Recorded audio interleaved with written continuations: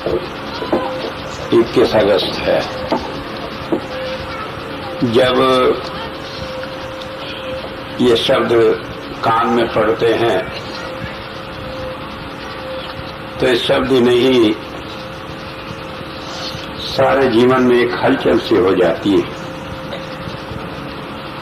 मैं समझता हूं मेरे लिए और मेरे जैसे बहुत सारे भाइयों के लिए 21 अगस्त ऐसा है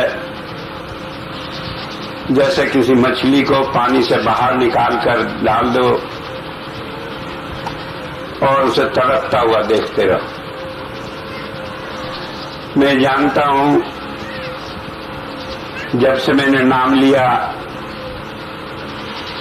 कोई रूहानियत की, कोई संत मत की बात ऐसी नहीं जो लोगों ने सोची हो या जो सोचते हो कि उनके जीवन में हो जाए और मेरे जीवन में ना हुई हो। जहां तक भजन का सवाल है, हुजूर ने नाम दिया, नाम के समय कोई विशेष संतुष्टि नहीं हुई। घर जाकर ये निश्चय किया कि अगर 40 दिन के अंदर अनुभव नहीं हुआ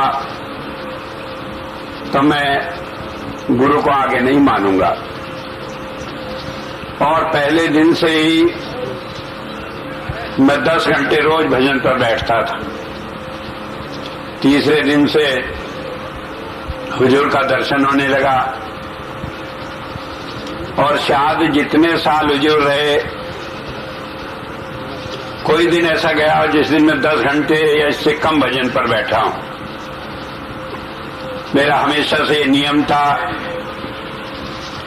जिंदगी बड़ी व्यस्त थी, इंजीनियर होने के नाते सारे दिन काम पर भागना, दौड़ना, मेहनत करना, लेकिन एक नियम था कि शाम को 8-9 बजे बैठ जाना भजन पर और सुबह 6 बजे तक बैठे रहना। सुबह 6 बजे उठना, नहा धोकर अपनी ड्यूटी जाना, दूसरे काम करना। मैंने कभी रात में चारपाई पर लेटकर सोकर नहीं देखा। और सर्दियों में कभी कभी ये ख्याल होता, हो सकता है नींद सर्दी के कारण आ जाए, तो मैं एक छोटी चारपाई पर, जिसे खटोला कहते हैं, जिस पर पैर भी नहीं फैलते, उस पर बिना कपड़े के ऐसे लेट जाया करता था, क्योंकि न तो पैर फैले, न नींद आए आराम से, कपड़ा न और ठंड भी लगे। और 11 बजे जब ठंड लगनी उठ जाना और फिर भजन पर बैठ जाना सारी रात बिना ऊपर कोई कपड़ा लिए। थोड़ी देर ठंड लगती, मुझे याद है कई बार ऐसे होता, मैं बैठता, दांत खटखटाते रहते, सुशीला जी सोई रहती, वो कहती भजन तो सभी करते हैं पर तुम्हारे जैसा नहीं किसी ने मरने का ही ठेका ले लिया। ये भी कोई बात हुई, कपड़ा भी नहीं ओढ़ते, ठंड लगती है, लेकिन उसके बाद जब ध्यान लग जाता तो सुबह ऐसे जैसे रजाई में से कोई निकला। मेरा कहने का मतलब है कि मैंने अपनी जिंदगी में इतना भजन किया कि मुझे कभी ये तमन्ना नहीं रही कि इससे ज्यादा कोई करेगा। और जिस दिन से महाराज जी का दर्शन होना शुरू हुआ, नाम लेने के तीसरे दिन के बाद से सारी जिंदगी में कोई दिन ऐसा नहीं हुआ कि मैं बैठा हूं आंख बंद करके और महाराज जी का दर्शन न हुआ। ज्यादातर महाराज जी का दर्शन होता, बात होती, और कई बार तो सारी रात बात में ही बीत जाती। मुझे याद है एक बार आश्रम में हुजूर लोगों से पूछने लगे, बताओ भाई किन्हें महाराज जी का, किन्हें अंतर में गुरु का दर्शन होता है? कई आदमी ने हाथ उठाए, कहने लगे जिन्हें करीब करीब रोज आना होता है, गुरु से बात होती है। एक डॉक्टर पनेसर और एक मैं, 2 आदमी आगे आए, महाराज जी दोनों को अंदर ले गए। डॉक्टर पनीसर से पूछा तुम्हारी कब बात हुई थी महाराज जी से अंतर में? कहने लगे जी 15 दिन में जो हुई थी। कहने लगे क्या बात हुई थी? वो कहने लगे कि महाराज जी कह रहे थे भाई मेरा काम करेगा। महाराज जी ने पूछा तुमने क्या जवाब दिया? कि मैं चुप कर गया। कहने लगे उसके बाद कभी बात हुई कि नहीं हुई? मेरे से पूछा। मैं कहने लगे बात है सन 74 की।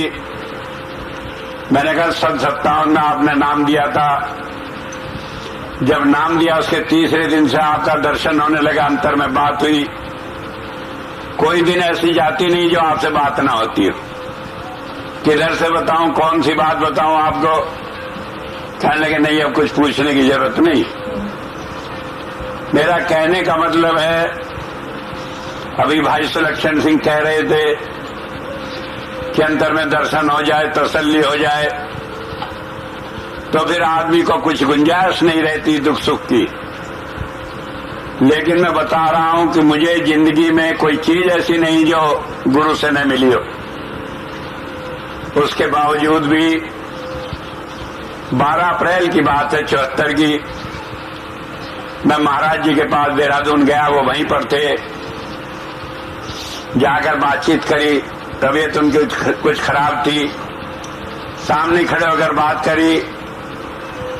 उन्होंने नजर डाली और कहने लगे कि बस अब आगे जिंदगी नहीं। मेरी आंखों में आंसू भर आए। महाराज जी कहने लगे कोई बात नहीं, और मैं कोई बात नहीं की। मैं चला आया। रात में भजन पर बैठा, महाराज जी कहने लगे भाई अब जाना है। जब ये बात कही तो मुझे बड़ी अजीब परेशानी सी हुई। एक बहन थी, इलाहाबाद में थी, स्वर्ण खेड़ा करके। अक्सर भजन की बात मेरी उससे बात होती थी। मैंने उससे ये बात लिखी। वो कहने लगी आपका मन है वैसे ही कहते होंगे। महाराज जी को तो अभी एक चौथा वर्ल्ड टूर और करना है। मैंने कहा कि नहीं, महाराज जी ने कहा कि जाना है। वो कहने लगी, उसने चिट्ठी में लिखा कि हो सकता है आपको काल ने बहकावा कर दिया हो। मैं फिर भजन पर बैठा। महाराज जी ने कहा काल वाल कोई नहीं है, ये सच्चाई है। मैंने उसे लिखा कि हालांकि 17 साल हो गए, कभी आज तक मुझे काल नहीं दिखाई दिया। बहुत तलाश की उसकी। गुरु ही हमेशा रहता है। लेकिन अगर मैं ये मान भी लूं कि तुम्हारी बात ही सच हो जाए, वो काल ही होता तो खुशी थी मुझे। लेकिन वो तो आकर फिर कह रहे हैं, कहने कि मुझे जाना है और ये सब धोखा है कि चौथा वर्ल्ड टूर होगा। और मैंने कहा कि मेरी हालत ऐसी है कि पागलों जैसी, खाने को मन नहीं करता, काम करने को जी नहीं करता। एक ऐसा आदमी जिसका सरकारी नौकरी में दफ्तर में यह रिकॉर्ड था कि कोई कितना ही मुश्किल काम हो, गुप्ता जी को दे दो तो बेफिक्री हो जाए। अब वो आदमी दफ्तर में ऐसे रहने लगा जैसे इसे काम की परवाह ही नहीं। पागलों जैसी हालत। तो वह कहने लगी कि नहीं, आपका ख्याल गलत है, महाराज जी जाएंगे नहीं। मेरा कहने का मतलब है, अगर ये दर्शन से ही तसल्ली हो जाए तो मैं तो ये समझ रहा था कि मैंने तो गुरु को अपने अंदर कैद किया हुआ है, कहीं बाहर है ही नहीं, फिर मुझे क्यों नहीं हो गई। और हालत ये हो गई कि जब महाराज जी को जाना था 21 अगस्त को, उसके 10 दिन पहले मैं दफ्तर में गया और एप्लीकेशन दे दी कि मुझे 10 दिन की छुट्टी चाहिए, मैं दफ्तर नहीं आऊंगा। किसी ने मंजूर नहीं कराई, देकर चला आया। कहने की नौकरी चली जाएगी, उनका चली जाए, नौकरी की मुझे परवाह नहीं। आकर एक कमरे में बंद कर लिया अपने को और ये निश्चय कर लिया कि मैं प्राण तज दूंगा, लेकिन मैं वो दिन नहीं देखना चाहता जब महाराज जी जाए। खाना नहीं, पीना नहीं। एक ही कमरे का मकान उन दिनों हमारा था सहारनपुर में। सुशीला जी से कह दिया कि वो मेरे कमरे में पैर न रखें, खाने की बात न करें, कोई आदमी मिले नहीं, कोई बात नहीं। और उस विराग में सारी रात सारे दिन भजन पर ही लगे रहना। बहुत सारी बात हुई महाराज जी से। मेरी एक जिद थी कि मैं आपके बिना रहना नहीं चाहता, मैं वो दिन नहीं देखना चाहता कि आप न हो, मैं इस दुनिया में रहूं। और उनकी ये जिद थी कि नहीं भाई, तुम्हें मेरा काम करना पड़ेगा। आखिर वो दिन आया, किसी ने आकर बताया कि महाराज जी ने चोला छोड़ दिया। रोते पीटते हम लोग दिल्ली गए, जाकर वहां से अगले दिन लौट आए, फिर भजन पे बैठ गया। वही जिद। महाराज जी को लोग कहते हैं बड़े सख्त हैं, बड़े डांटते थे, ये करते थे। खैर डांट वाट तो मैंने उनकी कभी देखी नहीं, लेकिन मैंने जरूर देखा कि जब ऐसी हालत हुई तो लगभग आंखों में आंसू भर लाए और कहने लगे मेरा काम नहीं करेगा। एक बार कहते नहीं करेगा, अब मेरे लिए मजबूरी हो गई। मेरी शर्त ये, मैं आपके बिना जिंदा नहीं रहना चाहता। वो कह रहे हैं कि मेरे बाद ये सारा काम करना पड़ेगा। जब सारी बात देख ली कि वो मानने को तैयार नहीं, तो मैंने उनके सामने 4 बात रखी।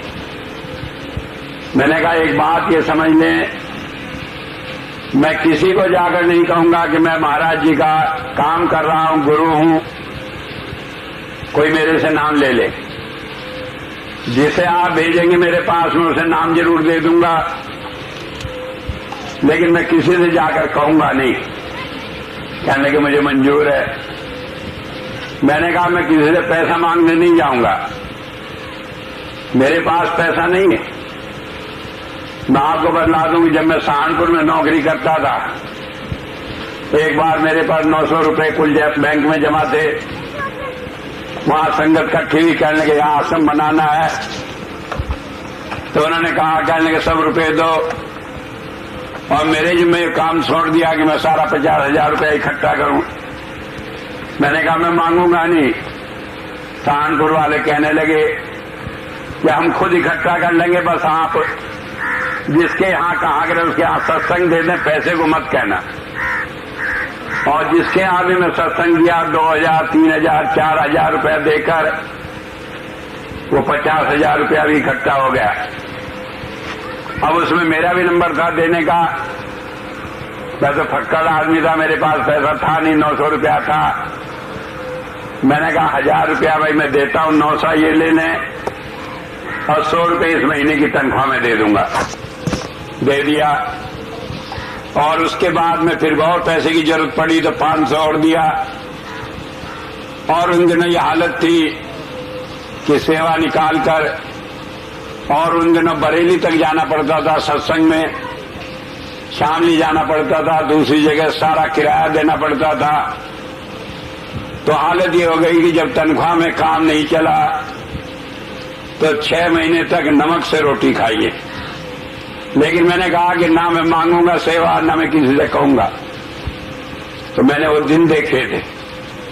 मैंने महाराज जी से कहा कि मैं सेवा के लिए नहीं कहूंगा। महाराज जी कहने लगे नहीं, तुम्हें नहीं कहना पड़ेगा। और मैं ये बताता हूं कि मैंने सन 74 में एक काम संभाला था, 25 साल के लिए संभाला था। 25 साल पूरे हो गए और इन 25 सालों में मैंने किसी से सेवा नहीं मांगी। जो लोग कभी कोशिश करते हैं सत्संग में सेवा के लिए कहने की, मैं मना कर देता हूं कि ये काम नहीं। बहुत कम लोगों को मालूम है कि जब 1 फरवरी का भंडारा हमने किया शामली में, कोई सत्संगी नहीं था वहां एक भी। एक परिवार में एक बुढ़िया सत्संगी थी, सत्संग रखा, बहुत सारे आदमी आने को थे। करीब उस जमाने में 10,000 रुपये का खर्चा था। मेरे पास तो एक पैसा नहीं। मैंने कहा ये कैसे होगा? तो मैंने कहा पत्नी से, कहने लगी क्या करें? वैसे तो मेरे पिताजी बड़ा दान पुण्य करते हैं, लेकिन आपने कसम दिलाई है कि मांगना नहीं है, क्योंकि 10, 20, 30 हजार रुपये साल का उनका नियम था। कभी हरिद्वार जाकर भंडारा कर देना, कभी कहीं। कहने लगे उनके लिए कोई मुश्किल नहीं 10 हजार रुपये दे देना, लेकिन आपकी कसम में बंधी हो। मैंने कहा अच्छा महाराज जी से हमने कह दिया, वो जाने। अगले दिन उनके पिताजी आए, आकर कहने लगे अपनी लड़की से, मेरी पत्नी से, कहने लगे सुना है बाबूजी कोई भंडारा कर रहे हैं, क्या इसमें मेरी सेवा ले लेंगे? कहने लगे तुम्हें सेवा से क्या, तुमने कभी नाम नहीं लिया, तुम तो भेषधारी गुरुओं के पीछे हो। कहने लगे मुझे एक सपना दिखाई दिया कि ये जो छोटी लाइन चलती है, SS लाइट रेलवे चलती थी, कि मैं उसमें कहीं जा रहा था, रास्ते में गाड़ी रुकी और वहां देखा वहीं स्टेशन पर बराबर में भंडारा हो रहा था। मैं उतर कर चला गया प्रसाद लेने के लिए। मुझे लोगों ने धुतकार दिया, प्रसाद नहीं दिया। मैं आकर अपना आंसू भरकर गाड़ी में बैठ गया। तो जब मैं बैठा तो मुझे अंतर में आवाज आई, कहने लगे प्रकाश चंद ने आज तक जितना काम किया नाम के लिए किया, इसलिए तेरे भाग में प्रसाद कहाँ है? कभी कोई काम बिना नाम के लिए किया होता तो होता। तो मेरे दिमाग में ये आया कि आज ये भंडारा कर रहे हैं स्वामी जी, बाबूजी वो मुझे कहा करते थे। कहने लगे इसमें मैं रुपया लगा दूं तो बिना नाम के हो जाएगा, पता नहीं होगा, क्या खबर मेरे भाग में भी कोई पुण्य हो जाए। सुशीला कहने लगी मुझे मालूम नहीं वो बिना नाम वाले से पैसा लेंगे कि नहीं लेंगे। कहने लगे तू मेरी बिटिया है, मैं तेरे पैर पड़ता हूं, बाबूजी से कह दे किसी तरह मेरे से तो ले ले, मेरा कल्याण हो जाएगा। उन्होंने ये बात कही और मैं कहने लगा महाराज जी ने भेजा है तो मैं मना भी कैसे कर सकता हूं। नहीं, ऐसा आदमी, जमींदार आदमी, जो वहां जाकर महात्माओं से तो जेब कटवाया है 30 हजार की, बाकी एक पैसा भी किसी भीख मांगने वाले को बिना दे से कंजूस थे मेरे ससुर। और वैसा आदमी आए चुपचाप और पैर पकड़े दामाद के कि हाँ ले लो रुपया। मैंने कहा मैं ठीक है जो कहेंगे। कहने लगे उन्होंने एक बात कही है कि सारे भंडारे में एक भी पैसा किसी से नहीं लेंगे और किसी को ये मालूम नहीं होगा कि मैंने दिया है। मैंने कहा मुझे मंजूर है। उन्होंने ट्रैक्टर भरवा कर सब्जियां भिजवाई, दूध भिजवाया, 10-12 हजार आदमी इकट्ठे हुए होंगे।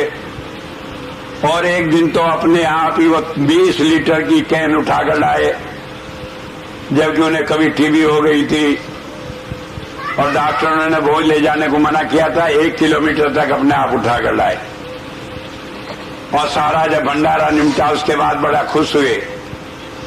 तो मैं बता रहा था जब मैं महाराज जी से ये कहा कि मैं काम जब करूंगा कि मुझे किसी से सेवा न मांगनी पड़े, उन्होंने कहा कि ऐसे ही होगा। और दुनिया जानती है कि मैं जब संत कृपाल नगर बसाया तो 110 रुपये मेरी जेब में था जब मैं वहां जाकर पड़ा। संडीला में एक भी आदमी नाम लेवा नहीं था। वहां से कोई जगह ऐसी नहीं थी जो 110 रुपये में तो खर्चा करके जाके किसी से सेवा इकट्ठी कर लाओ। वैसे मांगने का भी सवाल कोई नहीं था। लेकिन उसी से हमने वो आश्रम शुरू किया और आज वो अरबों रुपए की संपत्ति है। और आज तक मालूम है किसी से हमने पैसे को कहा नहीं। तो मैं बता रहा हूं, गुरु की बात थी, विश्वास रहा। तीसरी बात मैंने कही कि मैं सारे झंझट में नहीं पड़ता कि लोग भजन करेंगे कि नहीं करेंगे। सीधी बात है, जिसे मैं नाम दूंगा और जो आपके नाम पर मेरी साथ लगेगा उसे मोक्ष मिलेगी, उसे दोबारा जन्म नहीं लेना पड़ेगा। कोई भजन करे न करे, कोई जाकर सारे उल्टे काम करे, लेकिन मैं ये नहीं सुनना चाहता कि भाई इसने ये नहीं किया इसलिए रुक गया। महाराज जी कहने लगे मुझे मंजूर है। और चौथी बात मैंने कही कि मैं ये नहीं चाहता कि एक गुरु काम करे और उसके बाद दुनिया भर के झगड़े पड़े और जगह जगह रूहानियत फैले, जगह जगह बुराइयां हो। मुझे याद है जिस वक्त महाराज जी चले गए और लोगों में आपस में, उनके अनुयायी थे, उनमें आपस में झगड़े हुए और किस तरह की बातें उन्होंने गंदी गंदी महाराज जी के लिए कही। मुझे रोना आता है कि अगर हम गुरु बनाकर भी अपने गुरु के लिए ऐसी बात कहते हैं तो हमें शर्म से डूब जाना चाहिए। मुझे याद है इन्हीं लोगों ने जो आज दावा करते हैं महाराज जी का शिष्य होने का और उनके नाम पर गुरु बनने का, उन्होंने इतना तक कहा कि ताई जी तो उनकी एक रखेल थी जो आज बनती है, दावा करती है गुरु बनने का। मान लो हम कहते हैं ताई जी रखेल थी, तो हम ये नहीं कहते कि हमारा गुरु रखेल रखता था। क्या हमारा शर्म से सिर गड़ नहीं जाता ये बात कहते हुए? और किस मुंह से हम ये दावा करते हैं कि हमारा गुरु एक संत था जब हम ऐसी बातें करते हैं? और आज वो गुरु गद्दी का दावा करते हैं। और उनमें से ऐसे ऐसे आदमी जिन्होंने अदालत में यह बयान दिया कि मेरा गुरु कोई संत नहीं था, वो तो एक मिलिट्री का रिटायर्ड आदमी था, किताबें लिखा करता था, इसलिए उसकी जमीन जायदाद मुझे मिलनी चाहिए क्योंकि मैं उसका लड़का हूं। तो मेरे कहने का मतलब है कि हम उस सारे झंझट में न पड़कर, मैंने चौथी बात कही, जहां मैं बैठकर काम करूंगा वो जगह हमेशा के लिए रूहानियत का एक सेंटर रहनी चाहिए। अगर उस जगह पर गद्दियों के झगड़े हुए, अगर उस जगह लोगों ने ये कहा कि ये जगह जो है संत की जगह नहीं है, तो ना आप मेरे गुरु हैं, न मैं आपका शिष्य हूं और न मैं इस काम को करना चाहता हूं। और उसी बात को देखकर हमने एक जंगल में, बियाबान में, सनीला में जाकर बैठ गए, जहां कोई दावेदार नहीं था, जहां कोई दिन में भी बैठकर डरता था कि यहां कत्ल हो जाएगा। और आज वहां पर रूहानियत की खुशबू सारी दुनिया को जा रही। आज लोगों को अंतर में अनुभव होते हैं कि वहां पर गुरु पावर काम कर रही है। लोग देश से विदेश से आते हैं खिंचे हुए, और सारी दुनिया के लिए संत कृपाल नगर एक रूहानियत का सेंटर है। इन चार बातों को लेकर मैं चला, और जब उन्होंने हाँ कर ली तो मैंने कहा चलो देखा जाएगा, जब मेरे पर बीतेगा। सारी जिंदगी रोते बीते कि गुरु मेरा मेरे सामने नहीं है, लेकिन मैं शिकायत नहीं करूंगा, मैं गुरु का काम करूंगा। क्योंकि इतना आसान नहीं होता गुरु को आंखों के सामने देखकर ऐसी हालत में जीना जब देख नहीं सकते। कोई संत हो जाए, अनुभवी हो जाए, मैं दुनिया को लाख कह सकता हूं गुरु कहीं जाता नहीं शरीर छोड़कर, लेकिन जब अपने आप ख्याल करता हूं तो सारा ज्ञान पानी में ऐसे बह जाता है जैसे नदी में झाड़ झंकाड़ बह जाते हैं, कोई ठिकाना नहीं मिलता। क्योंकि मुझे याद है वो घटना, बाबा सावन सिंह जी महाराज सत्संग दे रहे थे, कृपाल सिंह जी पीछे बैठे सुन रहे थे, आंख बंद कर रहे थे, आंसू बह रहे थे। सत्संग खत्म हुआ, सावन सिंह जी ने कहा, उन्हें कहने लगे देख कृपाल तुम मेरे से ज्यादा भाग्यशाली है। कहने लगे क्यों, मैं कैसे भाग्यशाली हो सकता हूं अपने गुरु से ज्यादा? कहने लगे तू तो अपने गुरु को आंख बंद करके भी देखता है, खुले भी देखता है, और मैं तो अपने गुरु को आंख बंद करके ही देख सकता हूं, खुले नहीं देख सकता। तो चाहे संत हो जाए, पीर हो जाए, पैगंबर हो जाए, शरीरधारी गुरु का हर एक के दिल में एक अलग ही जगह होती है। महाराज जी का दर्शन करना ऐसे हो जाता था, नहीं जाने कितनी दुनिया की खुशियां मिल गई। मुझे मालूम है कई दिन तक भूखे प्यासे रहो, परेशान रहो, लेकिन ये ख्याल भी हो जाए कि हम महाराज जी इधर आएंगे, आनंद का ठिकाना नहीं रहता था। जब जाते थे आश्रम महीने में, एक दिन पहले से ही ऐसी मस्ती आ जाती थी, खाने की सुध नहीं, पीने की सुध नहीं, क्या जाएंगे महाराज जी का दर्शन होगा। दर्शन तो रोज ही होता था, 10 घंटे भजन में बैठे तो दर्शन ही हो रहा था, और क्या था। बाहर के दर्शन में तो 1000 आदमी रुकावट डालते हैं, अंदर में तो कोई डालता ही नहीं। पूरा गुरु आपके लिए है, लेकिन फिर भी एक चाह होती है बाहर के गुरु की। और इसीलिए मैं समझता हूं कि जब कोई 21 अगस्त की बात कहता है तो मेरे आंसू रुकते नहीं। लेकिन एक नियम है, जिसने शरीर धारण किया उसे जाना है। और संत कोई हमारे अपने हाथ की बात नहीं, वो तो जिस दिन दुनिया में आता है उस दिन उसे मालूम रहता है कि इतने जीव को नाम देना है, और उसके बाद उसे चले जाना है। और उसका जाना न जाना क्या है, एक बार वो अपने मन से कह दो कि नहीं जाना, तो मौत उसे नहीं आ सकती, चाहे दुनिया की कोई ताकत कुछ भी कर ले। लेकिन वो भी एक नियम में बंधा है। तो इसलिए अगर आज हम इस बात को बैठकर रोने लगे, दुख होने लगे कि आज काला दिन है, काला तो कहिए नहीं, मैं कहता हूं ये तो महाकाल का दिन है कि जिस दिन हमारा गुरु हमसे बिछड़ गया। लेकिन उसके बावजूद भी हम इसे रोकर नहीं गा सकते, इसे हम रोकर नहीं मना सकते। कारण ये है कि रोकर हम अपनी तरफ तो दिखा सकते हैं, लेकिन हम गुरु का काम नहीं कर सकते। गुरु ने हमें किसी काम के लिए भेजा है। क्या काम भेजा है?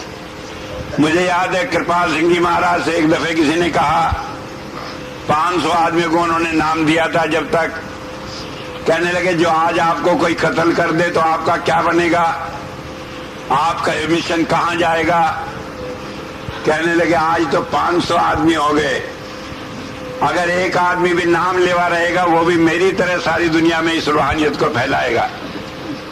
तो हमारा काम क्या है कि हम अपने जीवन से अपने गुरु की रूहानियत के संदेश को सारी दुनिया में दें। जो काम हमें उसने सिखाया है वो हम इस तरह सीखें कि लोग हमें देखकर ये कहें कि हाँ इसका गुरु क्या सिखाता था, क्या चीज थी। अगर हमें देखकर लोगों को हमारे गुरु की याद नहीं आई तो हमने अपने गुरु के प्रति अपना कर्तव्य पूरा नहीं किया। अब क्या चीज है, क्या हम जीवन में करें, ये नहीं है कि हम जहाँ खड़े हुए कृपाल सिंह जी के गीत गाने लगे। आज आप सबके सामने कृपाल सिंह जी के गीत गाते रहो, लोग कहेंगे क्रेजी है, पागल है, जहाँ खड़ा होता है यही गीत गाता रहता है। कहाँ से आएगी वो कशिश कि लोग उसका गीत गाएं, लोग हमारी जिंदगी को देखेंगे। जी महाराज का शिष्य है, इसके अंदर झूठ नहीं हो सकता, छल नहीं हो सकता, कपट नहीं हो सकता। बहुत मुश्किल काम है, क्योंकि दुनिया में तो सारी कामों में छल कपट भरे पड़े। हम भी दुनियादार हैं, हमारे भी 2 आंख है, देखते हैं उसने झूठ से इतना कमा लिया। हमारे भी घर में बीवी है जो रोज कचोटती है कि नहीं पैसा कहीं से लाओ कमा कर, लेकिन उससे बढ़िया मकान बनाना है, उससे बढ़िया गाड़ी रखनी है। लेकिन आप अपने जीवन से अपने घर में ऐसा वातावरण बनाएं कि हर आदमी ये कहने वाला हो, कहने लगे नहीं ये पाप की कमाई नहीं चाहिए, हम भूखे अच्छे हैं, रूखी रोटी खा लेंगे, लेकिन हम पाप की कमाई नहीं खाएंगे। कारण ये है कि जो पाप की कमाई आप खाएंगे वो आपको इस जीवन में भी दुखी करेगी और अगले जीवन में भी वो ले डूबेगी। चाहे आपने संत से नाम ले लिया हो, चाहे दूसरे से ले लिया हो। केवल इतनी बात है कि मेरे जैसा आदमी जब बेवकूफ फंस जाता है सारे झंझट में और महाराज जी से कहलवा लेता है, कहने लगे नहीं मुझे मोक्ष ही मिलेगा, तो मुझे न कहीं गला घोट कर, मार पीट कर, छेद पीट कर ठीक करना पड़ेगा, क्योंकि मैं ये नहीं कह सकता कि तुम झूठे हो इसलिए अगला जन्म लेना ही पड़ेगा। आज तक मुझे किसी पर कितना गुस्सा आया, लेकिन मैंने कभी ये नहीं कहा कि तुझे दूसरा जन्म मिलेगा, कभी नहीं कहा कि तुझे भोगना पड़ेगा। मैं सोच लेता हूं ये तो नादान है, मैं क्यों गलती करूं, तो बात यह समझ लेनी कि अपने जीवन को इतना अच्छा बनाओ कि जिससे अपना भी काम आसान हो और अपने गुरु का भी काम आसान हो। दूसरी बात है इसी में कि हम किसी से भेदभाव न रखें। हम इस बात से भेदभाव न रखें कि दर्शन सिंह जी का नाम लेवा है, ये ठाकुर सिंह जी का नाम लेवा है, ये किसी और का नाम लेवा है, ये वह महात्मा के यहाँ जाता है, ये देवी के मंदिर में जाता है जहाँ बकरा चढ़ता है, काली चिंत में कुछ होता है। अरे वो किसी रास्ते पर जाता है, वो उसका कर्म है। हमारे लिए तो इतना काफी है कि वो भी इंसान है, वो भी हमारी तरह जेल में फंसा हुआ है।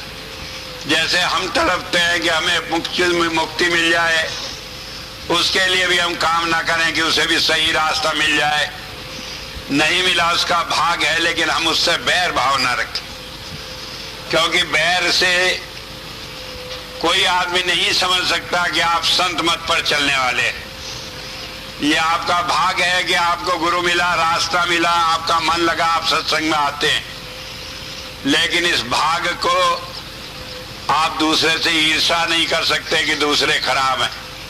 भाई उनका दुर्भाग्य है, हम उन पर दया कर सकते हैं, हम उनके लिए प्रार्थना कर सकते हैं, लेकिन उनके लिए बुरा भाव नहीं रख सकते। तो सबसे प्यार करो, भूल जाओ इस बात को कि किसने कहां से नाम लिया। मुझे याद है इन 25 सालों में न जाने कितने आदमी आए, कहने लगे जी हमने फला से नाम लिया, हम बैठ जाएं भजन में। जब मैं नाम देता हूं, मैंने कहा बैठ जाओ भाई, नाम तुमने लिया हुआ है, गुरु तुम्हारा है, जो मैं कुछ मदद कर सकूंगा तो करूंगा, लेकिन मेरे यहां पाबंदी कोई नहीं। आज तक मुझे याद है इन 25 सालों में कोई आदमी कहीं से नाम लिया हो, वो नहीं कहेगा कि स्वामी जी ने मुझे दूसरा समझा।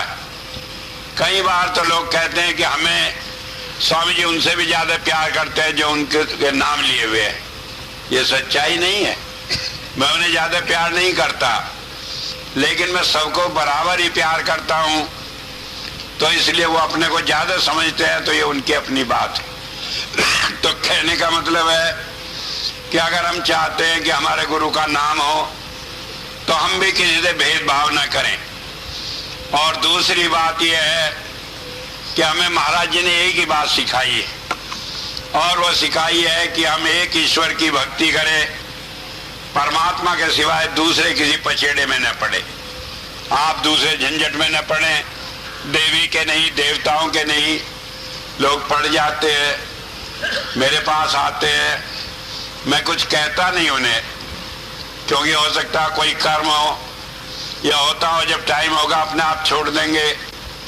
लेकिन एक बात ये समझ लें कि जब हम परमात्मा के सिवाय दूसरे किसी का सहारा लेते हैं, तो कई बार सारे जीवन भर की भक्ति ऐसी बेकार चली जाती है। मुझे याद है लाला जमुनादास थे लखनऊ में, महाराज जी ने नाम दिया था उन्हें, सावन सिंह जी महाराज ने। सावन सिंह जी महाराज के जमाने में वो सत्संग करते रहे लखनऊ में, कृपाल सिंह जी महाराज के जमाने में सत्संग करते रहे। और जब मैं आया, वही पहले आदमी थे जिन्होंने बताया कि मुझे अंतर में महाराज जी ने कहा कि यही उनके उत्तराधिकारी है। सारी संगत में छाती पीट कर कहा, और लोगों ने उनकी बात को माना। लेकिन उनके अपने जीवन की घटना है, बहुत भजन करने वाले आदमी थे, उनकी पत्नी भी बहुत भजन करती थी, लेकिन कहीं से जगराते के चक्कर में पड़ गई। अब जाती जगराते में वहां हलवा पूरी खाने को मिलता, माताजी करके 2-4 पैर पूर छूते, थोड़ा सा मान सम्मान मिलता, तो इन चक्करों में पड़ गई। और 5-4 साल आखिर में सत्संग का काम छोड़कर उसी में लग गई। आखिर में जब आखिरी टाइम आया, वो पड़ गई, बेहोश हो गई, और कई दिन तक बेहोश रही। लोग कहने लगे आप तो इतना नाम लेवा है, आपने 30-40 साल तक लोगों को सत्संग सुनाया, आप इतने अनुभवी हैं, आपके घरवाली का ये हाल है, कहाँ है महाराज जी लेने को ली। उन्हें भी बड़ी शर्म आई जमुनादास जी को, लेकिन जब अपने पर पड़ती है तो लोग सारी बातें भूल जाते हैं। मुझे याद है डॉक्टर होता अपना इलाज नहीं कर पाता, चाहे दुनिया का कर दे, तो वो भी बहुत परेशान हुए। तो एक दिन एक बहन कौशल्या थी, उसे कहने लगे कि न जाने क्या मेरे पाप सामने आए, मेरी पत्नी बेहोश पड़ी है, मरती नहीं, महाराज जी लेने नहीं आए, ये आदमी सारे मुझे नाम धरते हैं, मैं क्या कहूँ। कहने लगे बहन कुछ ही तू ही सोच। वो बैठी आंख बंद करके भजन पर, महाराज जी आए तो कहने लगे महाराज जी उसका कल्याण कर दो। कहने लगे उसे कह दे उसकी देवी कर देगी जिसके चक्कर में वो पड़ी थी। कहने लगे महाराज जी नाम तो आपसे ले रखा है। कहने लगे नाम तो ले रखा है लेकिन चक्कर तो देवी के में पड़ी थी, हलवा पूरी खा रही थी, अब सब निकल जाएगा। कहने लगे वहां तो कुछ आता ही नहीं। कहने लगे देवी की क्या हिम्मत आ जाए जब मैंने नाम दिया है। और कहने लगे आप कि मैं क्यों आ जाऊं जब वो देवी के चक्कर में पड़ी है। कहने लगे भुगत लेगी। फिर उन्हें हाथ पैर जोड़े, कहने लगे महाराज जी जीव तो गलती करते ही, आप दया कर दो। जब ये बात कही कहने लगे अच्छा। उसने खोल कर बताया। कहने लगे महाराज जी ने कह दिया अच्छा दया होगी। थोड़ी देर में उनकी पत्नी ने आंख खोल लिया। कहने लगे महाराज जी आ गए, अब मैं जा रही। और उसके बाद वो चली गई। तो मेरा कहने का मतलब है गुरु हमारी सारी संभाल तो करता है, लेकिन हम छोटी सी गलती के कारण दुख का कारण बन जाता है। इसलिए आप इस सारे झंझट में न पड़ो।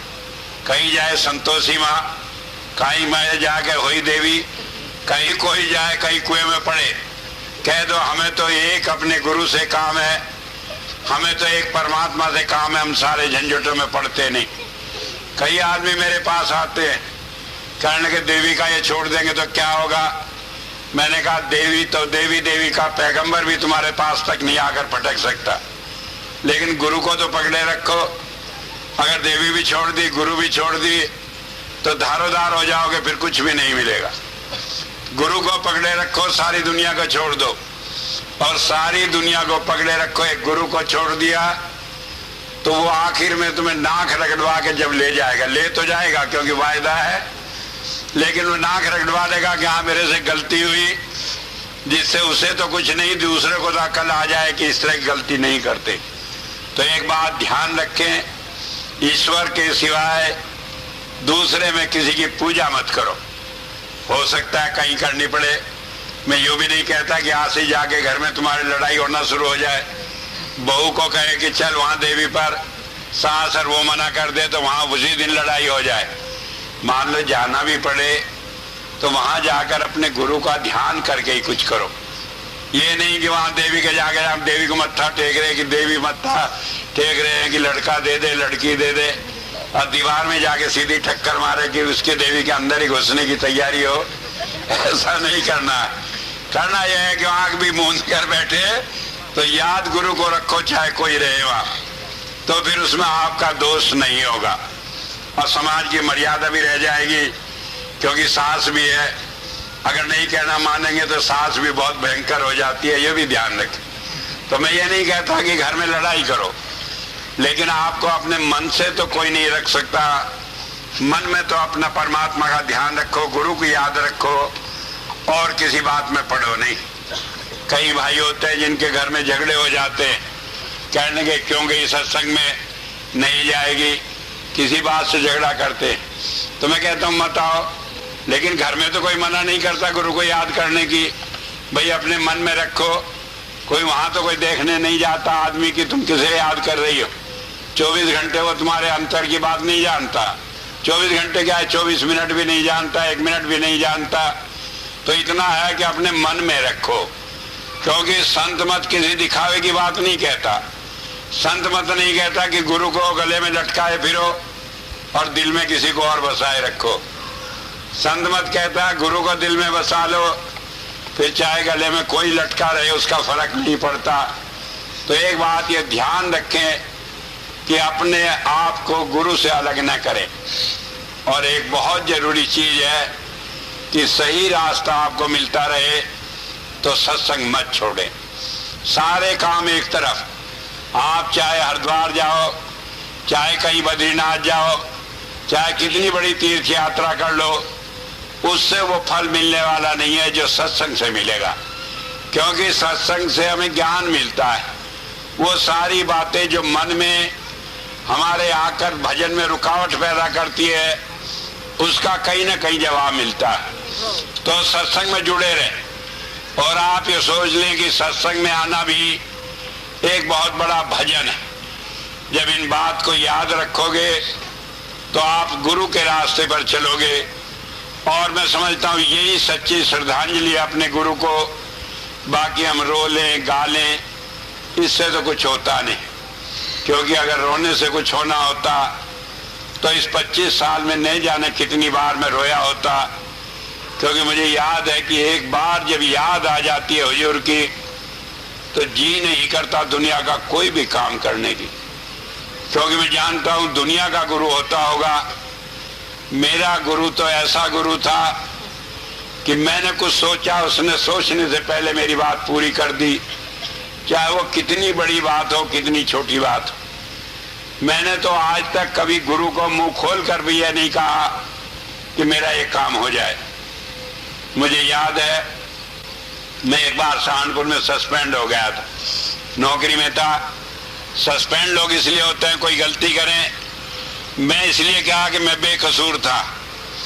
और वजह ये होती, नगर पालिका में था, वहाँ एक मेंबर थी नगर पालिका की, न जाने क्या उसे मेरे से प्यार होगा, थे तो औरत, लेकिन मैं प्यार इसलिए कहूँगा कि उसे गुरु के नाते या संत के नाते या किसी नाते या वैसी नहीं जाने क्यों बहुत मानने लगी। और एक दिन कहीं उसने कह दिया कि गुप्ता जी तो मुझे चौराहे पर बेच दें तो मैं बिक जाऊंगी, मैं तो उनकी बेपैसे की गुलाम हूं। ये चेयरमैन को पता लग गया। चेयरमैन के खिलाफ लोग इकट्ठा हो रहे थे विश्वास प्रस्ताव लाने को। उसने चाहा कि वो मेंबर उसे वोट दे दे। उसे पता लगा कि गुप्ता जी का तो बेपैसे की गुलाम है, उसने मुझे सस्पेंड कर दिया और कुछ नहीं बताया। मैं जाकर कहा मेरा कसूर, कहने का पता लग जाएगा। मैंने कहा पता लग जाएगा तो मुझे भी जरूरत नहीं, मैं किसी से कहूंगा ही नहीं। मैं घर जाकर बैठ गया। तो मैं गया बीच में महाराज जी के पास, महीने का सत्संग था। गया, कहने के ठीक। मैंने कहा हाँ सब ठीक है। अब क्या ठीक हो, सस्पेंड हुआ हूँ। लोग समझ रहे हैं रिश्वत ली होगी इसलिए सस्पेंड हूँ। मैं समझ रहा हूँ मैं ईमानदारी में सस्पेंड हो गया। और ठीक क्या, जब तनख्वाह नहीं मिलेगी तो काम कैसे चलेगा। जबकि पूरी तनख्वाह मिलती थी तब भी नमक से खाना पड़ता था, क्योंकि आधी तनख्वाह तो किराए में लग जाती थी सत्संग देने में। तो उसके बावजूद भी मैं कुछ नहीं कहा। तो एक दिन मैं भजन पे था, महाराज जी कहने लगे सस्पेंड हो गया। मैंने कहा अभी पता ही नहीं आपको, 8 दिन हो गए। कहने लगे ठीक हो जाएगा। मैंने कहा क्या ठीक हो जाएगा। कहने लगे ड्यूटी ज्वाइन कर लेगा परसों। मैंने कहा मैं किसी से कहने नहीं जाऊंगा, ये बात आप समझ लें। और अगले ही दिन चेयरमैन ने एक आदमी भेजा, कहने लगे गुप्ता जी मेरे से मिल रहे। मैं मिला। कहने लगे भाई मैं माफी चाहता हूं, मैंने तुम्हें सस्पेंड किया। मैंने कहा क्यों, माफी क्या बात है, आप तो अफसर है, कोई मैंने गलती की होगी। तो उसने एक किस्सा सुनाया कि मुझे बताया कि वो मेंबर कहती है कि मैं बेपैसे की गुलाम हूं। तो मैंने सोचा कि तुम दबाव में आकर उसे मेरी साथ जोड़ दोगे, लेकिन मुझे तुम्हें मालूम था कि तुम बहुत अपने गुरु के मानने वाले हो, और इसलिए मुझे यह दहशत हुई कि मैंने ये गलत काम किया है। मैं तुमसे माफी मांगता हूं और तुम्हें ड्यूटी पर ज्वाइन कराता हूं। तो इस तरह की बातें तक हुई। तो मैं कहता हूं एक बात आपको कि आप ये ध्यान रखें, जब आपका प्यार गुरु से जुड़ा रहेगा तो आपके दुनिया के भी सारे काम होंगे और आप खुद अपने आप में एक ऐसी मिसाल होंगे जिसे देखकर लोग आपके गुरु की तारीफ करेंगे। और मैं सोचता हूँ ये सच्ची श्रद्धांजलि है अपने गुरु के लिए। इससे ज्यादा बड़ी श्रद्धांजलि हम किसी रूप में भी नहीं दे सकते। हम अपने को ऐसी एक मिसाल बना लें कि लोग देखकर कहें कि ये कृपाल सिंह का शिष्य है। ऐसी सिफ्त और किसी में नहीं हो सकती।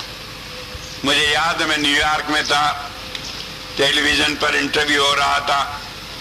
जब उसने बात की, मिस्टर लेक्सिक्सन ने, कई बात मैंने जवाब दिया।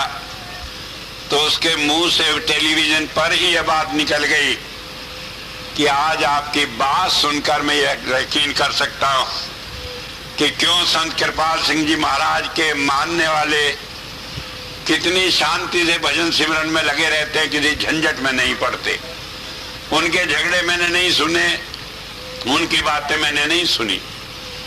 तो बात यह हमें समझ लेने की है, जब हमारे अंदर कृपाल की खुशबू बस जाएगी तो कोई नाक ऐसी नहीं रहेगी जिसे वह खुशबू महसूस न हो।